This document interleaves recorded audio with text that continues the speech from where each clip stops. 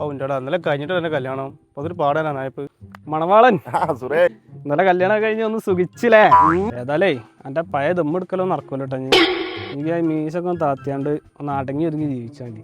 അതൊന്നും പ്രശ്നമില്ലടാ, അതൊക്കെ നമ്മളെ അതിന്റെ മട്ടത്തിന് നമ്മൾ കൈകാര്യം ചെയ്തു. ഒരു 5 മിനിറ്റ് കേട്ടോ. ഇച്ചിപ്പോ 2 വലിയ കളിച്ചില്ലേ, ഇനിയിപ്പോ അങ്ങോട്ട് പോയാൽ ഓളെന്നെ പൊക്കൂലേ? അതിനെ ഞാന് ഓളെ കിട്ടി, അല്ലാതെ ഓള് ഇന്നല്ല, മനസ്സിലായ എനിക്ക്. അതൊക്കെ വരച്ച വരയില് ഞാനാണ് ആയിക്കോട്ടെ പഠിച്ചോനെ നല്ലേൽക്കും ഇങ്ങോട്ട് എത്തിയാൽ മതി. നല്ല മയം പെയ്യുന്നുണ്ട്, ഓൻ പിന്നെ അവിടെ കൂടുവോ പറയാൻ പറ്റൂലേ. ആവാൻ വരുന്നുണ്ട് ഓന്നെ എന്ത് ചവിട്ടിങ്ങനെ വരുന്നത്? എന്താടാ അജിപ്പടെ പോയിട്ടില്ലുള്ളൂ, അതിന്റെ കാരണത്തെ പറ്റി? മുറ്റത്തൊന്ന് സ്ലിപ്പായതൊന്നുമല്ല, പെണ്ണുങ്ങൾ നല്ലോണം കിട്ടി. സത്യം പറഞ്ഞാൽ എനിക്ക് പെണ്ണുങ്ങളെ നല്ലോണം കിട്ടിയില്ലേ?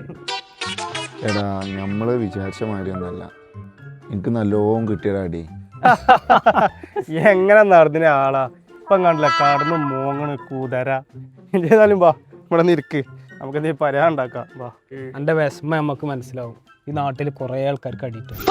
അപ്പൊ എന്റെ കല്യാണം കഴിഞ്ഞ ടൈമിൽ എനിക്ക് അടിയിട്ടുണ്ടായിരുന്നു. പിന്നെ അടിച്ചലല്ല നുള്ളല. അതെ ഇജി വല്ലാതെ ചിരിച്ചണ്ട കേട്ടോ. ഇപ്പൊ 2 മാസം കഴിഞ്ഞാൽ എന്റെ കല്യാണല്ലേ, എനിക്ക് ഇനിയിപ്പോ അടിയോ കുത്തോ എന്താ കിട്ടുന്നത് പഠിച്ചാണ്. ഏതായാലും പഠിച്ചോ കാക്കട്ടെ എല്ലാരും. ഏതായാലും ഊരക്ക് മറ്റേ സുന്ദരം വൈദ്യരൊന്ന് കാണിച്ചാണ്ടി.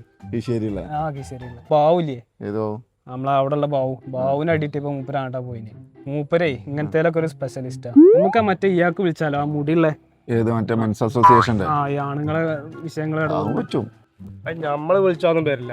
പിന്നെ ജയിലിൽ നിന്ന് ഇറങ്ങാണ്ട് സ്വീകരിക്കാൻ വരുമ്പോഴേക്കും നമ്മളിനി ജയിലിൽ പോകേണ്ടി വരും.